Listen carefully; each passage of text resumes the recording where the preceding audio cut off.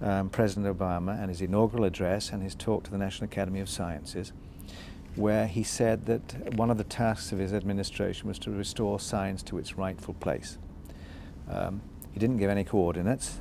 Right. This is an important watershed year as well in science. It's the 350th anniversary of the foundation of the Royal Society. Right. It's the longest running instantiation of Francis Bacon's ideas of a scientific community. So I'm wondering if you've formulated if you have an answer to that question, since you go across these disciplines, you see it situated in a societal canvas. I mean, what do you think is the rightful place of science?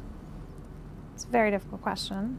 I appreciate and echo the administration's view that science is an essential part of society, and that we can look at society and see that without scientific progress, that an entire nation is unlikely to progress, and the entire world is unlikely to progress, and that it is an essential part of the characteristic of any government and any community and society.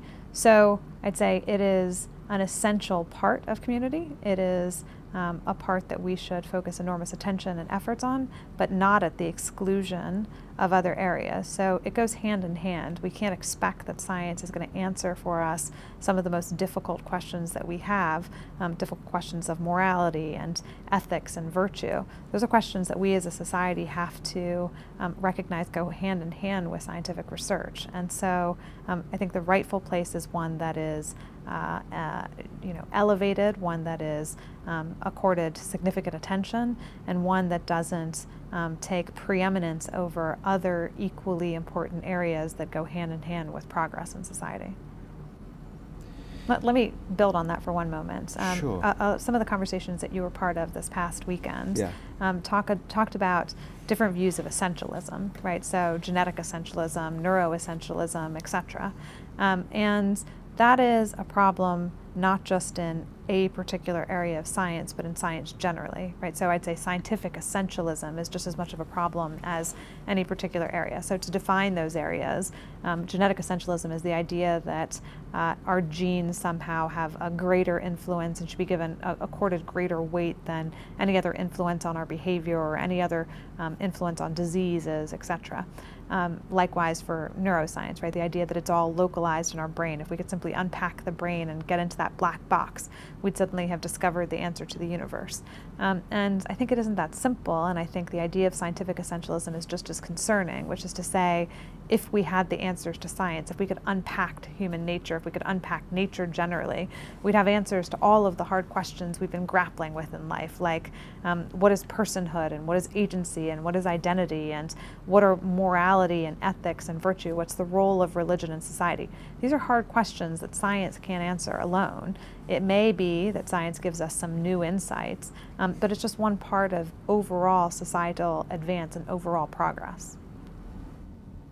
Right, but there we are back to those the problem with those words and the different usages. Well, each of them gives the idea that we privilege what is objective versus what is subjective, and I'd say we can't think that somehow science is objective in a way that normative decision making isn't.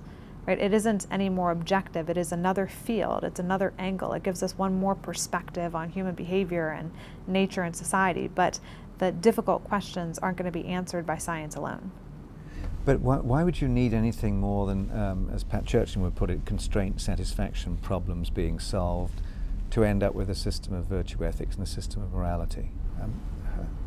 Well, I mean, so if I can see that when you are making a moral decision, a particular area of your brain is activated, and that everyone, when facing a particular decision, say it's the decision whether or not to punish someone, a particular area of their brain is activated, that doesn't answer for us whether or not punishment is appropriate, punishment is good, the model of punishment that we have chosen is going to maximize human welfare, because we have to first say, what do we mean by human welfare?